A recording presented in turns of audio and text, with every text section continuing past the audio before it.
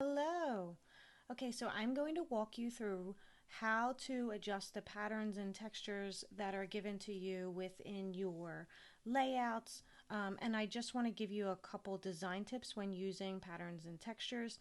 The number one thing is to make sure that they're not overwhelming to your design. They should be kind of like toned down, not too crazy, like not taking up the entire design. Like it should kind of be the second layer of your design.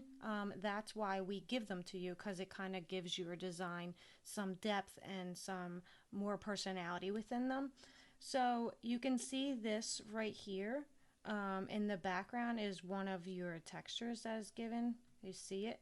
Um, you can you can change the size of it back here, which as long as it's toned down, you really can kind of play with the size, depending on your texture. Sometimes, the pattern or whatever, it could get complicated or too busy. But I also want to show you, if you come up here, you can see that I have this at a transparency of 4, because whoa, like insane, crazy, way too much on eyes, can't read anything, like it's just like crazy.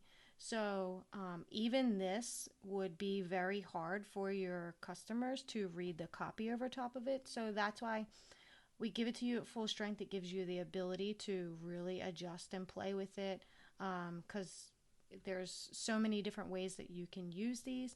Um, but that's pretty much like the rule of thumb in all design, is just to be careful with your textures. And then you can see here, like I'm using them. This is all a plain color, but then I use the patterns as a accent. And I could have like easily brought them down even lower and just kind of like cut it off. Um, but there's tons of ways that you can play with them. I just want you to know. See here, I used it as a division for the page. Like I could have easily just made this side of the page pink or navy, but instead I wanted it to be a continuous color, so I gave you the option of having the pattern as like half of your image. So that's why I'm saying you have tons of flexibility to play with them, and really the only way that you can mess it up is if it's too much. Don't layer multiple patterns on top of each other. Um, don't try to mix too many patterns within the same layout. Like you kind of see that I there's multiple patterns and things within this brand, but I'm not using a lot of them at the same time. Like you can tell that I kind of pick one, um, and stick with it where ever I'm using it.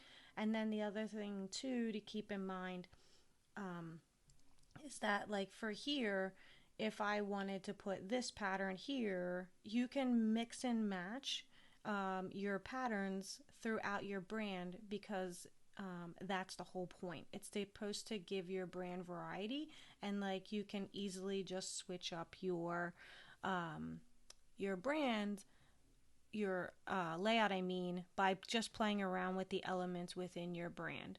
So I just want to kind of show you. I don't have this particular one here right this second, but like if this was part of this brand,